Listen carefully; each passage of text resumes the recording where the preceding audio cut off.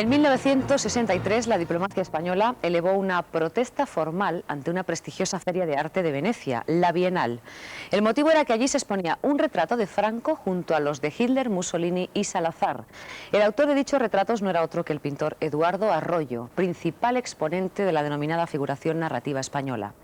30 Minutos ha querido introducirse esta semana en el universo creativo de este artista madrileño, cuya obra se adentra en influencias dada, surrealistas y pop art.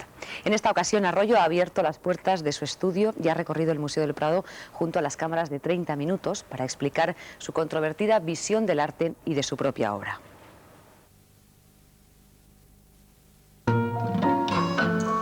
A finales de los años 50, Eduardo Arroyo transitó la vanguardia pictórica a través de una arriesgada senda, la figuración narrativa, una corriente que rechazaba los postulados de la abstracción, estilo imperante en aquellos momentos. 40 años después, el pintor y escultor Eduardo Arroyo, que también es uno de los más prestigiosos escenógrafos europeos, ha afrontado uno de sus mayores retos: elaborar un retrato del rey Juan Carlos I, destinado a ser colocado en el atrio central del edificio de Telemadrid. Y el edificio tiene 27.000 metros cuadrados. Tiene fuerza. La sede de Telemadrid me parece, yo que soy bastante severo en general con la arquitectura, me parece un magnífico edificio. Y luego hay ese patio muy majestuoso, muy violento, muy difícil, bastante grandioso. Y yo he pensado, he imaginado que quizá este retrato puede estar bien ahí.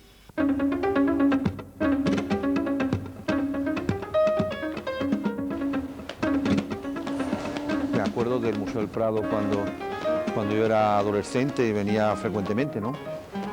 Y donde verdaderamente todavía no había entrado en contacto en absoluto con lo que se llama el arte moderno, el arte contemporáneo, por supuesto, pues en aquella época de mi juventud en Madrid, pues verdaderamente el único sitio, el único lugar para poder ver pintura, para poder estar con la pintura era el Prado.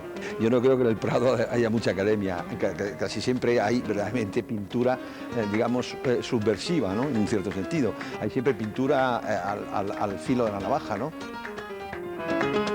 Yo creo que estos cuadros están vivos desde que se pintaron, seguramente, ¿no?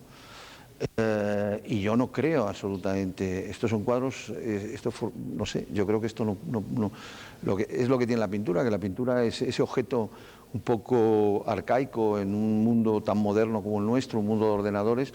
Es un simple pedazo de tela clavada con unos clavos a un bastidor más o menos tosco y con unos pigmentos y un poco de oleolino, pues producen obras que verdaderamente son absolutamente eternas y que ellas viven, ¿no? Ellas viven, nosotros nos morimos.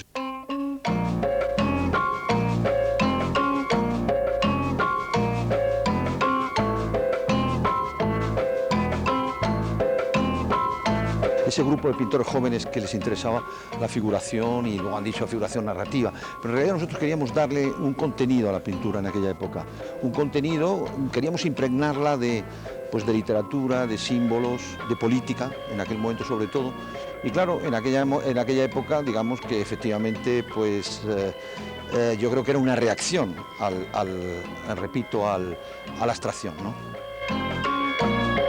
Me he autodefinido últimamente por las obras que estoy haciendo como un pintor de historia. Y entonces los cuadros unos cuantos piezas que he hecho sobre este tema, pues por ejemplo han sido ligadas a la historia, es decir, a la historia exactamente como yo creo que se ha planteado aquí Velázquez en la rendición, se ha planteado ese problema, es decir, ocuparse de narrar una historia, en este caso la historia de una rendición. Yo creo que en algunos cuadros el pintor ha sido más inmisericorde con el modelo y en algunos casos, o casi siempre, pues ha tratado de ir dentro del personaje. Por ejemplo, la mirada de perplejidad de este arcabucero, que no está en lo que está ocurriendo, está mirándonos y está distraído porque está pensando, quizá. Tengo la impresión que da toda una atmósfera absolutamente increíble al cuadro, ¿no? Lo impregna del cuadro de de verdad, no sé, de perplejidad. Indudablemente hay crueldad, yo creo. Hay esa crueldad sorda. No hay ironía, hay una gran desesperación.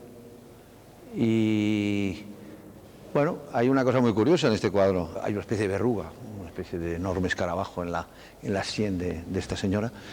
Y yo creo que Goya, si hubiera sido más misericorde, quizá hubiera traído un poco, escondido a través de la figura central del joven. La juventud está tratada con bastante, digamos, tolerancia, ¿no? y cariño, pero luego ya el adulto ya entra dentro de un proceso verdaderamente difícil. Lo que es extraordinario de Goya siempre es todo el fondo, ¿no? El fondo humano, todo ese fondo, ¿no? Increíble, que te da toda esa especie de... que multiplica, ¿no? Multiplica la angustia, multiplica la escena.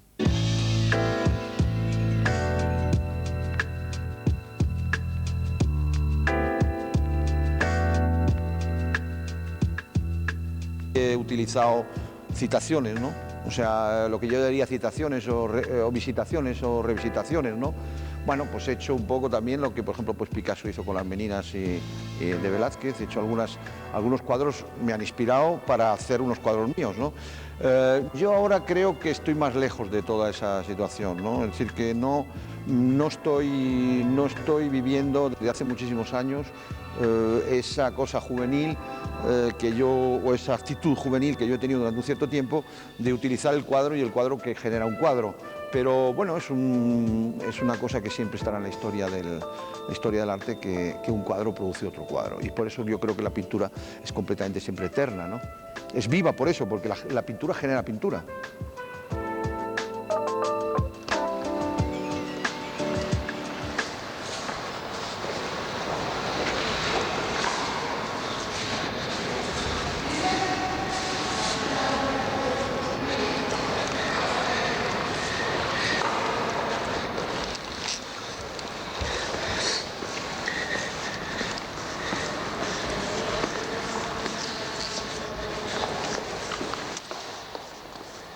La Galería Meta tiene una relación profunda con Eduardo Arroyo desde el primer momento de su fundación. Colabora con ella con entusiasmo desde hace 4 años que existe la galería. Realmente este ha sido el año Arroyo en la Galería Meta, porque ha habido una primera exposición de óleos inmensos, fantásticos, y a continuación de esos 2 meses hicimos una exposición de obra gráfica y escultura. Esta escultura, la del tío Pepe, un tema muy recuperado por él y que le interesa mucho y que hay en varios museos del mundo, cuadros con el tío Pepe. Estas esculturas son del año 73 y a mí me parecen absolutamente maravillosas y con ese toque de ironía que casi siempre tiene la obra de Eduardo. Estas esculturas es último trabajo de Eduardo, le interesa muchísimo la piedra y en su casa de León ha hecho grandes piezas de unicornios y estas moscas las ha incorporado últimamente. Tiene un cuadro inmenso con unas moscas que se llama Walter Benjamin y ahí es donde salieron las primeras moscas. Bueno, en el almacén, como todos los almacenes, están muy repletos de obras y afortunadamente tenemos mucha de Eduardo Arroyo. Estas son las hermanas, que son unos candelabros maravillosos que hizo Eduardo hace 3 o 4 años y que seguimos teniendo. Una dama de Elche, de la colección de cabezas de mujer, en bronce y en piedra, también de una exposición del 93. Estas son las moscas que yo le contaba, que siguen otra pieza más con moscas de la última inauguración que tuvimos aquí. Y estos son los bueyes de la Ciana, que es la obra que está haciendo en León y que realmente le tiene apasionado en los últimos tiempos, que es mezcla de hierro, plomo y granito. Aquí ya empiezan a verse obras de pintura de grandes formatos y aquí entramos en la parte que hay más movimiento de obras más pequeñas. Hay diferentes óleos, dibujos. Este es de la última exposición de la galería y es el 2000.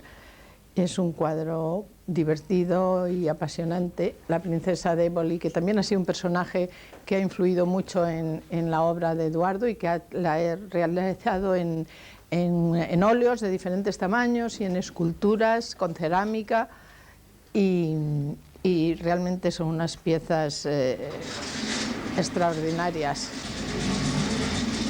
Sigue la ironía, es una caperucita que también es otro tema muy recurrente en la vida de Eduardo. Ha hecho caperucitas de grandes tamaños y de pequeños.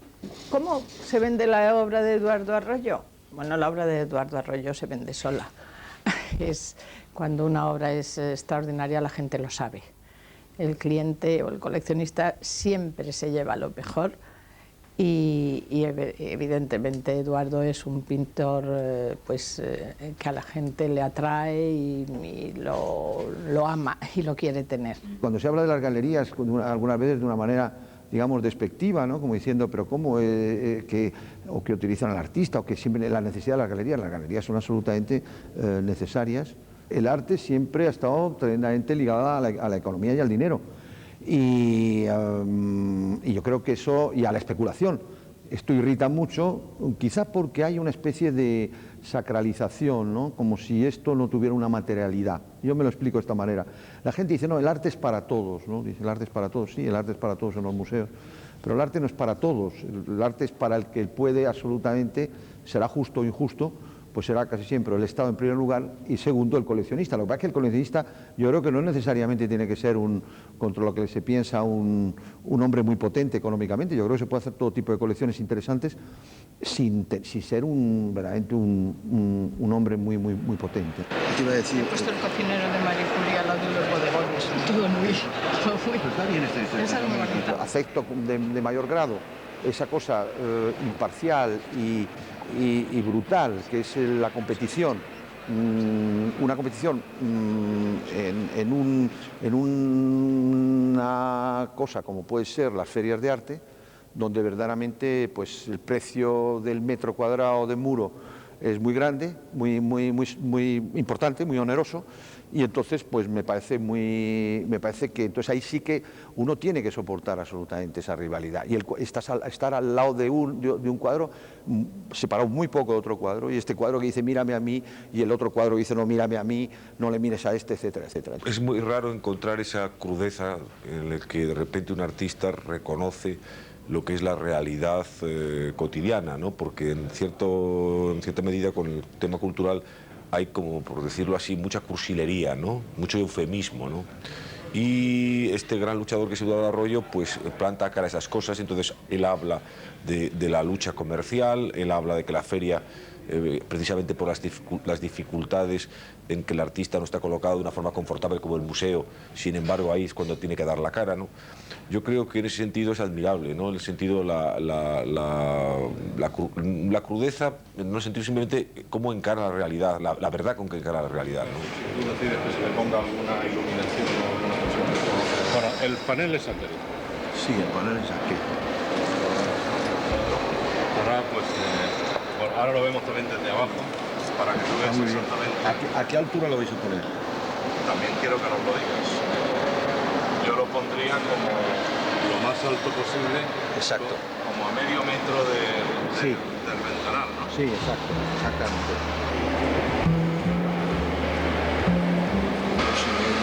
Sí. Sí.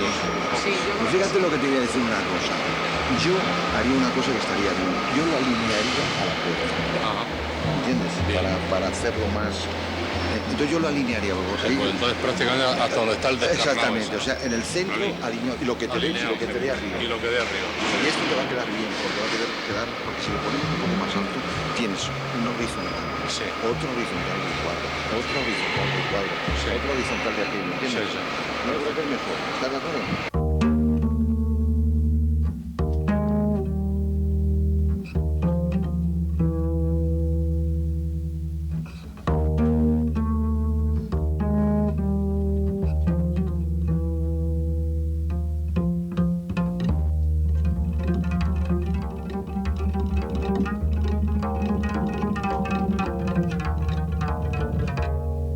el cuadro ha ido haciéndose, es decir, se ha hecho a sí mismo en un cierto sentido, ¿no? Es una cabeza bastante contundente, que no quiere ser enfática, pero que no quiere ser retórica, que tampoco quiere ser irónica, que quiere ser seria, pero también que quiere ser en un cierto sentido desenfadada.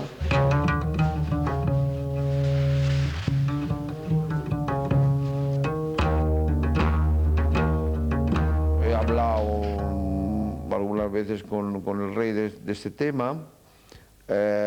No ha posado para mí, pero sí le he visto después del encargo, porque quería ver, aunque luego a lo mejor a la vista de este cuadro la gente puede imaginar que no era necesario, para mí era muy necesario, por ejemplo, ver los colores y ver, es decir, ver al retratado, digamos, en función de qué iba a ser retratado. Seguramente yo al rey le veo de una manera y el cuadro es de otra, porque el cuadro tiene una ¿cómo podríamos decir? Tiene un hacerse, y curiosamente el cuadro luego coge en sí, se olvida también del modelo, curiosamente, ¿no?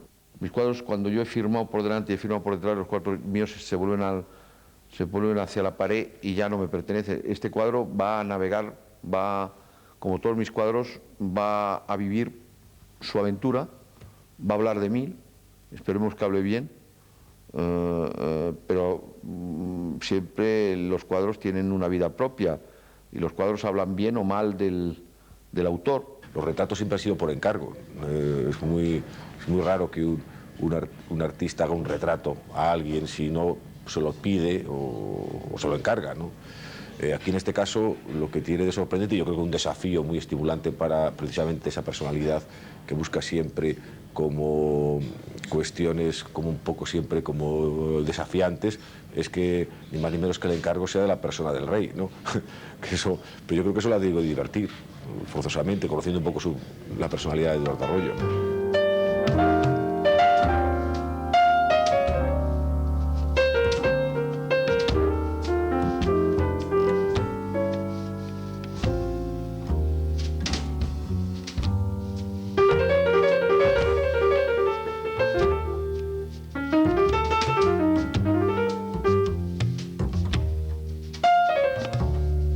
El hecho de pintar produce un cierto empeño, ¿no? Es un empeño importante, un empeño físico, un empeño, en fin, uno se empeña de muchas maneras cuando se enfrenta a la elaboración o a la pintura de un cuadro, ¿no? Entonces, yo creo que eso puede aparecer, la idea puede aparecer en cualquier momento, y luego hay un periodo de reflexión, efectivamente, que es un periodo donde uno está pintando sin pintar. Y entonces lo único que vives, lo único que se vive en ese momento, en realidad es que se vive únicamente con el cuadro durante todo ese tiempo.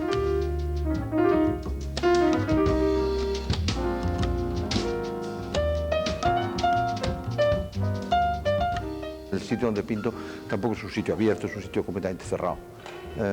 Es un sitio que prácticamente yo no recibo a nadie. Entonces es un sitio realmente casi como uno se recluyera para pecar, ¿no? No para santificar, sino para pecar.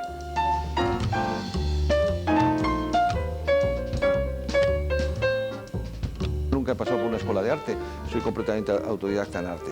No, yo lo creo verdaderamente, yo creo que la pintura produce la pintura es transgresión y tiene que ser transgresión, si no se convierte, ahí sí se convierte absolutamente en un fenómeno completamente, puramente académico, es decir, vacío. Totalmente vacío, inerte, muerto en el momento que nace, ¿no? O sea que eso está claro, estamos en torno a esa situación. Pero yo no creo que sea, yo creo que está en el objeto. Es decir, hoy está en el objeto en sí. Si el objeto tiene un sentido, nosotros lo miraremos, y si el objeto no tiene un sentido, se morirá. Algo se desecha siempre, quizá lo que pasa es que uno tendría que desechar más. Pero no, lo que pasa es que los cuadros, si verdaderamente el cuadro, si se ha perdido la batalla con ese cuadro, creo que hay que abandonarlo y no insistir. La mirada cotidiana, la curiosidad por la calle, ¿no? Es decir, la curiosidad por la cara, por el rostro del otro, y la curiosidad por lo que ocurre constantemente cuando uno pasea o va por la calle o va a un espectáculo. Es decir, esa curiosidad constante de ver vivir. Creo que son unos personajes casi siempre aislados y que seguramente un poco, pues sí, yo digo siempre, son un poco perplejos, ¿no? Seguramente soy un pintor ya, digamos, muy clásico, que no tiene veleidades de modernidad, que no aspira a ser protagonista de la modernidad. Si por supuesto la modernidad existe, cosa que a mí también eso me resulta un poco extraño, pero bueno, suponiendo que esto existiera, pues no estoy en ese mundo. Soy un pintor maduro, pintor ya muy clásico, que las batallas, ha hecho ya muchas batallas y que ya pues lo que le interesa es hacer un cuadro sin más veleidades que meterse de lleno en hacer un cuadro. Es solamente una pasión, quizá una pasión inconfesable, como son los toros. Diría que me interesa porque es una acción épica y poética y exasperada y solitaria. Tiene algunas connotaciones con la pintura. Me ha interesado siempre ese destino de esa persona sola que no trabaja, que solo se manifiesta o se exalta en la relación con el otro, ¿no? En ese diálogo algunas veces de muerte o ese diálogo impregnado de drama. Yo creo que es un cara solitario, ¿no? Es, Eduardo Arroyo, ¿no? Y que también ve la realidad como un combate, ¿no? Es decir, entonces los elementos aparecen como obstáculos, ¿no? Hay mucha ironía, ¿no? Yo creo que, en cierta manera, nunca ve las relaciones humanas como una especie de fluido flácil, ¿no? Sino como una especie de vasos comunicantes que a veces pueden producir cortacircuitos, ¿no? Yo lo hablo más bien que de exilio, de alejamiento, ¿no? Hombre, yo creo que la mirada desde el exterior de España es una mirada siempre un poco diferente, indudablemente, de la persona que se ha quedado. Yo pienso en una España que quizá no es la España de todo el mundo, es una España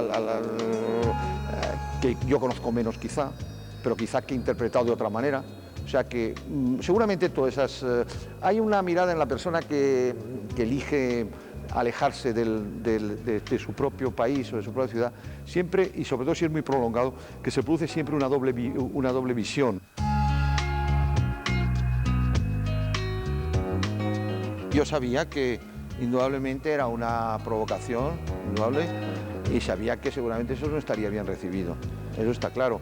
Pero las paradojas de la vida, las paradojas de la historia y las paradojas de la política hace que esos cuadros hoy estén en la colección Reina Sofía y que sean, digamos, no sé, que están en un museo, es decir, que tienen unas características ya completamente sacados completamente del contexto.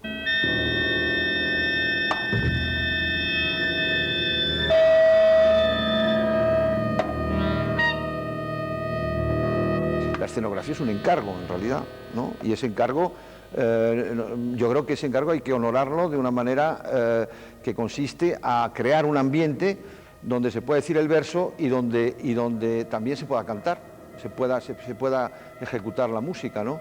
Entonces yo creo que una escenografía está muy condicionada al terreno, es decir, que hay que preparar el terreno, como quizá un decorador de un apartamento o quizá un arquitecto. Pues lo que creo que lo que se trata es no convertir un escenario en una galería de arte.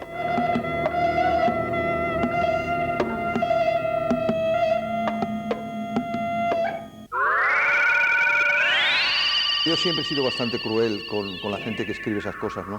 El fin del arte, el fin de la filosofía, el fin de la pintura.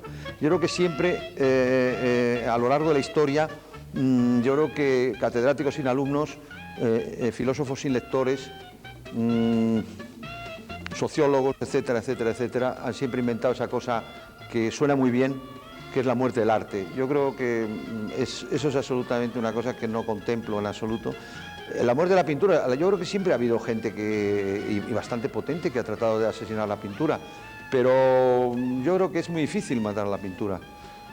Seguramente los que van a ejecutarla hasta este momento, no ejecutarlas, que lo ejecutan, lo ejecutarán, es decir, los que pintan, pues seguramente serán menos, porque pintar es un acto un poco complicado. Seguramente es más fácil hacer una fotografía y pegarle un cartón detrás o hacer una instalación. Yo creo que pintar es un poco complicado. Y entonces pues se requiere mucho tiempo, se requiere una cierta energía, etcétera, etcétera, etcétera, etcétera, se requiere también una cierta locura. Y sobre todo se requiere una cierta dureza, un cierto aguante, digamos. Entonces yo creo que eso no va a poder morir.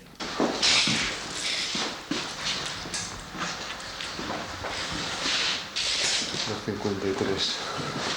3, 2, 153, 3. Vale. Hay unas masas de color, hay una organización del cuadro, una composición del cuadro.